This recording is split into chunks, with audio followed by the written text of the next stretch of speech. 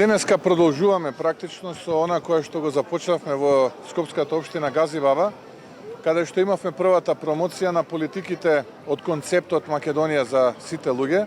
Денеска продолжуваме овдека во општина Карпош, после темата енергетика, после визијата на ВМРО-ДПМН содржана во концептот Македонија за сите луѓе во енергетиката, заштитата на животната средина. Денеска овде во Карпош ке зборуваме како до просечна плата во еден мандат од 750 евро, односно 45.000 денари, и како до легализирање, односно до формализирање на тргувањето со криптовалутите и со имплементирање на блокчейн технологијата, како наместо да станеме земја извозник на дрога и марихуана, да станеме земја која што ќе абсорбира капацитет и ќе го легализира и ќе ги абсорбира практично сите можности кои што ги нуди трговијата со криптовалутите, а верувајте ми, таа не е мала.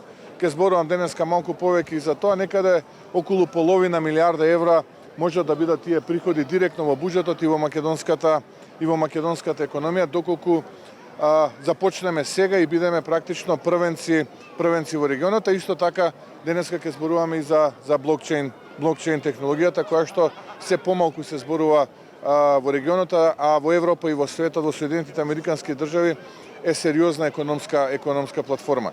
Така што ценам дека ќе биде навистина интересно тоа што денеска ќе го зборуваме и ценам дека имаме што да понудиме на скопјани, на карпошани, но и на Македонија, посебно на овие две теми. Тука се разбира ќе зборува и професорката Гордана Силјановска-Давкова за владењето на правото, ќе зборува Гордана Димитриевска-Кочовска и професор Лазаров за актуелната состојба во економијата, така што ценам дека тоа што денеска ќе го презентираме ќе заинтригира и ќе биде новитет на македонската политичка сцена, или како што тоа сакав денеска да го презентирам пред еден мој соработник, да не чекаме иднината да дојде, туку да одиме кон иднината.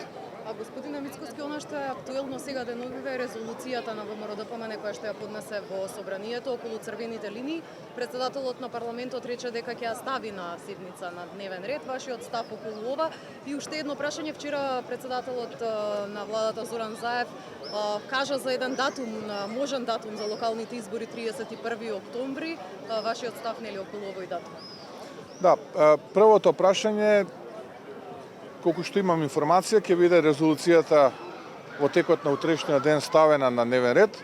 Очекувам навистина поддршка од сите политички партии во парламентот, без условувања, без демагогии, без барања изговори, а истата да не се поддржи. Навистина очекувам да се надминеме себе си, да покажеме единство кое што мислам дека во периодот кој што следи ќе ни биде многу значено во процесот на отпочнување на преговори со Европската Унија, и тоа само ќе ги зајакне позициите на Македонија како држава. Што се однесува до второто прашање околу датумот на избори, тоа не е тема за која што ние ќе зборуваме на зелен пазар, тоа е тема која што ја дефинира Уставот и наистина треба да прекинеме со праксата да го кршиме Уставот. Како дефинира Уставот, така ние треба да се однесуваме, и тоа што го дефинира Уставот, тоа треба и да го примениме. Ако Уставот вели дека мандатот на градоначалниците и советите е 4 години, тогаш после 4 години ние треба да го имаме првиот круг избор на градоначалници и советници.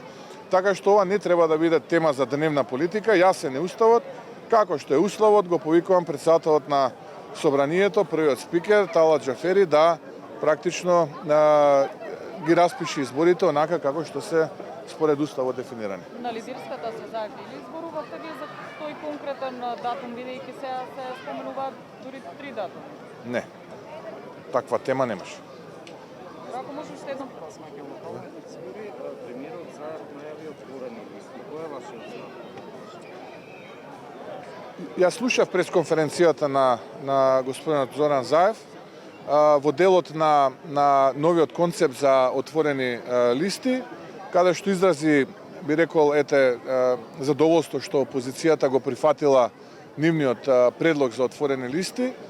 Предпоставувам, барем пред себе треба да се ја признае вистината околу концептот за отворени листи, ако нема храброст тоа да го каже во јавноста, бидејќи ВМРО ДПМН не само што го прифати, туку и ВМРО ДПМН го предложи концептот и начинот како би изгледало тоа законско решение, иако тој вчера како познат препишувач кажа дека тоа било нивен предлог и дека ние како ВМРО ДПМН сме го прифатиле. Напротив, предлогот е на ВМРО ДПМН, а СДСМ и Зоран Заев го прифатија, но и тоа е ирелевантно. Ценам дека тоа е еден нов квалитет на политичката сцена. Индивидуи кои што се силно мотивирани, кои што ценат дека имаат и уживаат углед во средините од каде што потекнуваат, ќе имаат можност тоа и практично да го покажат, без разлика на кое место на листата на советници се наоѓаат. Ако може уште едно прашање за законот за државјанство, ВМРО ДПМН ќе го поддржи ли овој закон во собрание, бидејќи исто и утре и тој со европско? Ставот на ВМРО ДПМН е непроменет. Ви благодарам.